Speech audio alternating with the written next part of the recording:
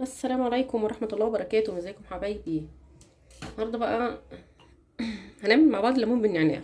كوباية عصير ليمون كده حلوة وخفيفة ولطيفة وظريفة. معانا الليمون طبعا مقشرينه ومقطعينه وشايلين منه البذر واي حاجة مش حلوة فيه.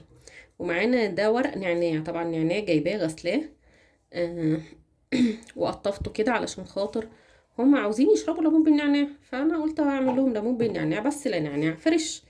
طبعا النعناع بيتباع في النعناع المركز بيتباع في زي اللي هو ازايز الشربات يعني، تمام. ازايز شربات اللي هي بتتباع بره في اي ماركت كده بتلاقيها، بتطلبي منه النعناع بيديكي ازازه كده اللي هو النعناع المركز دوت، بيبقى لونه اخضر كده. فانا بصراحه عايزه اجربه لهم كده فريش عشان يبقى طعمه احلى ويبقى مفيد اكتر. تعالوا مع بعض نعمل ليمون بالنعناع.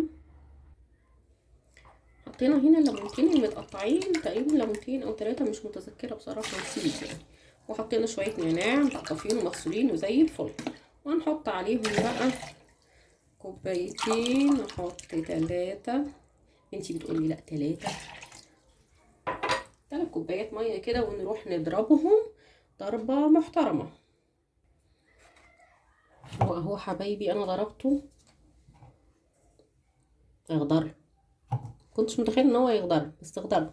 صفيه وارجع لكم. طبعا حبايبي هنا انا صفيته.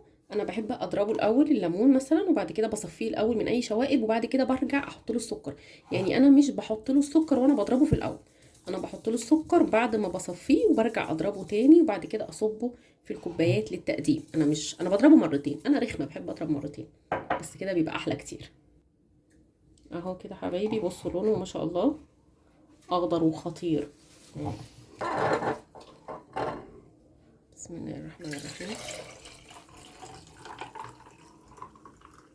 طبعا حاطه مكعبات تلج في الكوبايه.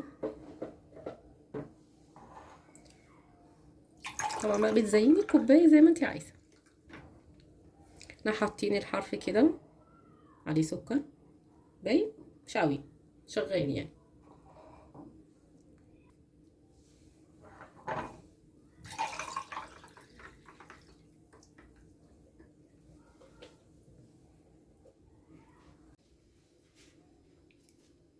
هنا كده حبايبي خلصنا الليمون بتاعنا. قد ايه جميل قوي.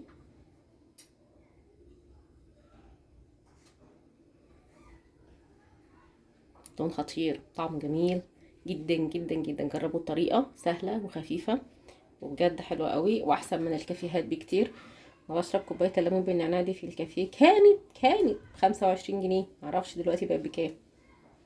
اشربوها وقولوا لي رايكم فيها ايه.